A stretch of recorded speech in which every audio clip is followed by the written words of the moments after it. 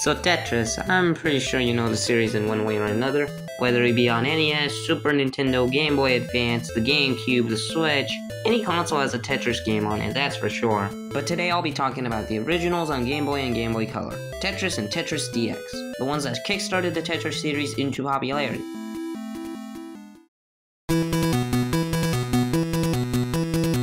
Tetris on Game Boy released in 1989 and became a smash hit for the console it was on, making it a staple series for video game history. But how does it fare well today? Let's short talk it. Tetris is a fairly simple concept for a puzzle game. You stack blocks and make lines to get rid of said stacked blocks. If your blocks get to the top of the screen, then you lose the game. No story here, but it truly doesn't need one. It's just a simple high-score puzzle game on the Game Boy. It's no wonder this took off. I think it's a great game, especially for the Game Boys due to its simple nature. Not much to really talk about sadly, but I think I should just let the game speak for itself.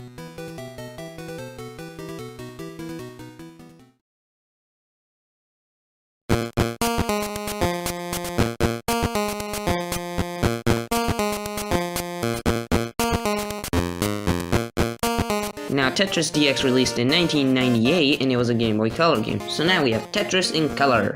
But since they couldn't just do that as a release back in 1998, they had to add more content to it. Tetris DX includes 4 different game modes and a 2-player mode. You get to make a little profile when booting the game for the first time, and that's honestly a cute feature. The 4 game modes we have here are Marathon, Ultra, 40 lines, and Versus CPU.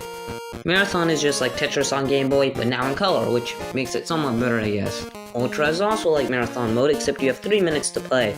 40 lines, like the other modes, except you now have to complete 40 lines with the timer going up instead of down.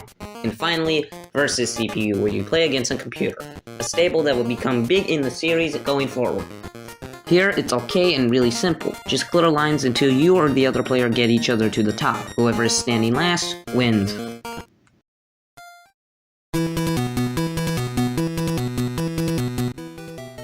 Now these modes are pretty dang good. They give more than enough for a Tetris game on a portable console. Sure, it's just Tetris, but now with extra modes and color, but what does it truly need other than that? A story mode? Achievements? It does what it needs to do like the original Game Boy game. Be a simple, packageable game to give kids something to do.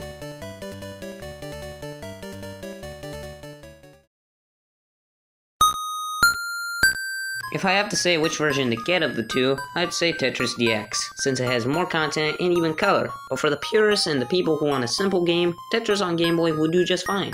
Both games are solid recommendations. I just prefer DX to Game Boy, honestly. I'm Necro. This has been a Game Boy-sized color review of Game Boy Tetris and Tetris DX. See you next time.